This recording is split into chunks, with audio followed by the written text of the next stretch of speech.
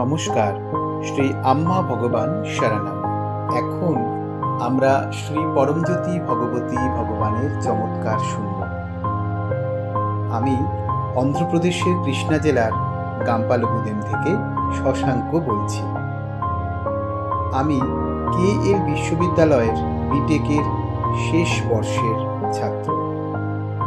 আমার দিদা, যিনি শ্রী পরমজ্যোতি ভগবানের একজন একনিষ্ঠ ভক্ত, তার দ্বারা অনুপ্রাণিত হয়ে আমি বিশ্বাসের সাথে বিদ্যা হোমায় যোগদান করি, এই বিশ্বাসে যে এটি আমার শিক্ষা এবং কর্মজীবনে আশীর্বাদ প্রদান করবে।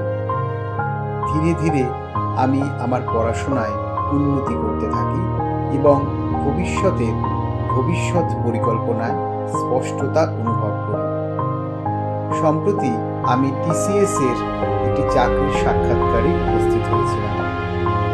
যদিও সাক্ষাৎকারের ফলাফল সাধারণত 1 সপ্তাহের মধ্যে ঘোষণা করা হয়, এবার 3 সপ্তাহ কোনো ঘোষণা ছাড়াই কেটে যায়, যার ফলে অনিশ্চয়তা তৈরি হয়।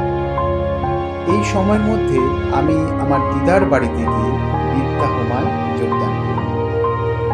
যখন হোমা চলছিল এবং প্রার্থনা করা হচ্ছিল, তখন হঠাৎ আমার সাক্ষাৎকারে ফলাফল পাই। ঠিক সেই মুহূর্তে কোম্পানি আমাকে জানায় যে আমি ইন্টারভিউতে উত্তীর্ণ হয়েছি এবং নির্বাচিত হয়েছি। হোমের এই নিখুঁত ঐশ্বরিক সময় আমার জন্য এক জীবন্ত চমৎকার ছিল। আমার শিক্ষা ও কর্মজীবনের প্রতিটি ধাপে শ্রী পরমজ্যোতি ভগবানের নিরন্তর নির্দেশনা, আশীর্বাদ এবং প্রেরণার জন্য আমার আন্তরিক কৃতজ্ঞতা জানাই। তাদের দিব্য চরণ কমলে কোটি কোটি প্রণাম জানাই।